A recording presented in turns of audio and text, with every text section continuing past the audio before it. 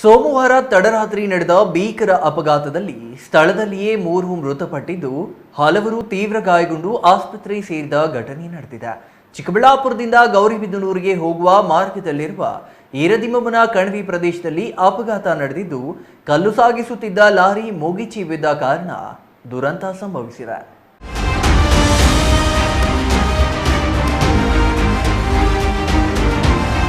ಸೋಮವಾರ ತಡರಾತ್ರಿ ಭೀಕರ ದುರಂತವೊಂದು ನಡೆದಿದೆ. ಈ ದುರಂತದಲ್ಲಿ 3 ಸ್ಥಳದಲ್ಲಿಯೇ ಮೃತಪಟ್ಟಿದ್ದರೆ ಇನ್ನು ಹಲವರು ಗಾಯಗೊಂಡು ಆಸ್ಪತ್ರೆ ಸೇರಿದ್ದಾರೆ. ಗಾಯಗೊಂಡವರಲ್ಲಿ ಹಲವರ ಸ್ಥಿತಿ ಚಿಂತಾಜನಕವಾಗಿದ್ದು, ಚಿಕ್ಕಬಳ್ಳಾಪುರ ಜಿಲ್ಲಾಸ್ಪತ್ರೆಯಲ್ಲಿ ಪ್ರಥಮ ಚಿಕಿತ್ಸೆ ನೀಡಿ ಹೆಚ್ಚಿನ ಚಿಕಿತ್ಸೆಗಾಗಿ ಬೆಂಗಳೂರಿಗೆ ಸಾಗಿಸಿದ್ದಾರೆ. ಚಿಕ್ಕಬಳ್ಳಾಪುರದಿಂದ ಗೌರಿಬಿದನೂರಿಗೆ ಹೋಗುವ ಮಾರ್ಗದಲ್ಲಿರುವ ಈರದಿಮ್ಮಮ್ಮನ ಕಣಿವೆ ಪ್ರದೇಶದಲ್ಲಿ ಸೋಮವಾರ ರಾತ್ರಿ ಈ ದುರಂತ ಸಂಭವಿಸಿದೆ. ಕೋಲಾರ ಜಿಲ್ಲೆಯ ಮಾಲೂರು ತಾಲೂಕಿನ ಚಿಕ್ಕ ತಿರುಪತಿಯಿಂದ ಮಂಚೇನಹಳ್ಳಿಗೆ ಕಲ್ಲು ಕಂಬಗಳನ್ನು ತುಂಬಿಕೊಂಡ ಲಾರಿ ಬಂದಿದ್ದು, ಕಣಿವೆ ಪ್ರದೇಶದ ತಿರುವುಗಳಲ್ಲಿ ಚಾಲಕನ ನಿಯಂತ್ರಣ ತಪ್ಪಿ ಲಾರಿ ಮುಗುಚಿ ಬಿದ್ದಿರುವುದಾಗಿ ಪೊಲೀಸರು ತಿಳಿಸಿದ್ದಾರೆ. ನಿಗದಿಗಿಂತ ಹೆಚ್ಚು ತೂಕದ ಕಲ್ಲು ಕಂಬಗಳನ್ನು ತುಂಬಿರುವುದೇ ಲಾರಿ ಮುಗುಚಿ ಬೀಳಲು ಕಾರಣವಿರಬಹುದು ಎಂದು ಶಂಕಿಸಲಾಗಿದ್ದು, ಅಪಘಾತಕ್ಕೆ ನಿಖರವಾದ ಕಾರಣ ಇನ್ನೂ ತಿಳಿದು ಬಂದಿಲ್ಲ. ಅಪಘಾತದಲ್ಲಿ ಬೆಂಗಳೂರು ಗ್ರಾಮಾಂತರ ಜಿಲ್ಲೆಯ ಹೊಸಕೋಟೆ ತಾಲೂಕಿನ ಮೇಡಹಳ್ಳಿಗೆ ಸೇರಿದ 3 ಸ್ಥಳದಲ್ಲಿಯೇ ಮೃತಪಟ್ಟಿದ್ದಾರೆ.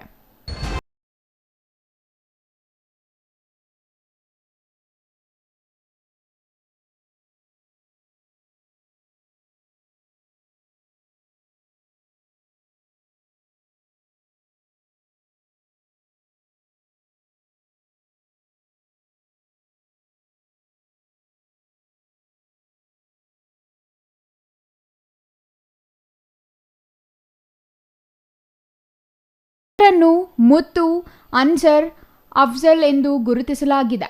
ಅತಿಯಾದ ಭಾರ ಹೊತ್ತಿದ ಲಾರಿ ಕಣಿವೆಯಲ್ಲಿರುವ ತಿರುವುಗಳಲ್ಲಿ ಸಾಗುವಾಗ ಚಾಲಕನ ನಿಯಂತ್ರಣ ತಪ್ಪಿದೆ ಎಂದು ಪೊಲೀಸರು ಶಂಕಿಸಿದ್ದಾರೆ. ಅಲ್ಲದೆ ಈ ಕಣಿವೆ ಪ್ರದೇಶದಲ್ಲಿ ರಸ್ತೆ ತೀವ್ರ ಹದಗೆಟ್ಟಿದೆ. ಕಳೆದ 2-3 ವರ್ಷಗಳ ಹಿಂದೆಯೇ ಈ ರಾಷ್ಟ್ರೀಯ ಹೆದ್ದಾರಿ ಕಾಮಗಾರಿಗಾಗಿ ಅನುದಾನ ಬಿಡುಗಡೆಯಾಗಿದೆ ಎಂದು ಹೇಳಲಾಗುತ್ತಿದ್ದು, ಕಾಮಗಾರಿ ನಡೆಸುತ್ತಿರುವ ಗುತ್ತಿಗೆದಾರರ ಆಮೆಗತಿಯಲ್ಲಿ ಕಾಮಗಾರಿ ನಡೆಸುತ್ತಿರುವ ಕಾರಣ ಕಣಿವೆಯಲ್ಲಿ ಅಪಘಾತಗಳು ಹೆಚ್ಚಾಗುತ್ತಿವೆ ಎಂಬ ಆರೋಪ ಕೇಳಿಬಂದಿದೆ. ಪ್ರಸ್ತುತ ಅಪಘಾತ ನಡೆದಿರುವ ರಾಷ್ಟ್ರೀಯ ಹೆದ್ದಾರಿ 234 ಆಗಿದ್ದು, ಕಳೆದ ಹಲವು ವರ್ಷಗಳ ಹಿಂದೆಯೇ ಈ ರಸ್ತೆ ಅಭಿವೃದ್ಧಿಗಾಗಿ ಅನುದಾನ ಬಂದಿದೆ. ಆದರೆ ಗೌರಿಬಿದನೂರು ಕಡೆಯಿಂದ ಕಾಮಗಾರಿ ನಡೆಸಲಾಗುತ್ತಿದ್ದು, ಈ ಕಾಮಗಾರಿ ಆಮೆಗತಿಯಲ್ಲಿ ಸಾಗುತ್ತಿದೆ ಎಂಬುದು ಹೆದ್ದಾರಿ ಪಕ್ಕದ ಗ್ರಾಮಗಳ ಜನರ ಆರೋಪವಾಗಿದೆ. ಇದೇ ಹೆದ್ದಾರಿಗೆ ಹೊಂದಿಕೊಂಡಂತೆ ಇರುವ ಮಂಚೇನಹಳ್ಳಿಯಲ್ಲಿಯೂ ಯುವಕನೊಬ್ಬ ವಿದ್ಯುತ್ ಅಪಘಾತದಿಂದ ಈ ಹಿಂದೆ ಮೃತಪಟ್ಟಿದ್ದ. ಯುವಕನ ಸಾವಿಗೂ ಹೆದ್ದಾರಿ ಕಾಮಗಾರಿ ತಡವಾಗಿ ನಡೆಯುತ್ತಿರುವುದೇ ಕಾರಣ ಎಂಬ ಆರೋಪ ಕೇಳಿಬಂದಿತ್ತು. ಆದರೂ ಹೆದ್ದಾರಿ ಪ್ರಾಧಿಕಾರದ ಅಧಿಕಾರಿಗಳು ಎಚ್ಚೆತ್ತುಕೊಂಡಿಲ್ಲ ಎಂಬುದಕ್ಕೆ ಹೆದ್ದಾರಿ ಕಾಮಗಾರಿ ಇನ್ನೂ ನಡೆಯುತ್ತಿರುವುದೇ ನಿದರ್ಶನವಾಗಿದೆ. ಇದೇ ಹೆದ್ದಾರಿ ಕಾಮಗಾರಿ ಕಾರಣದಿಂದ ಕಣಿವೆ ಪ್ರದೇಶ ಸೇರಿದಂತೆ ಹಲವು ಪ್ರದೇಶಗಳಲ್ಲಿ ಸತತವಾಗಿ ಅಪಘಾತಗಳು ನಡೆಯುತ್ತಿದ್ದು, ಪ್ರತಿಯೊಂದು ಜೀವಹಾನಿ ಮತ್ತು ಗಾಯಗಳು ಹೆದ್ದಾರಿ ಗುತ್ತಿಗೆದಾರನ ನಿರ್ಲಕ್ಷ್ಯವೇ ಕಾರಣ ಎಂದು ಸಾರ್ವಜನಿಕರು ಕಿಡಿಕಾರಿದ್ದಾರೆ.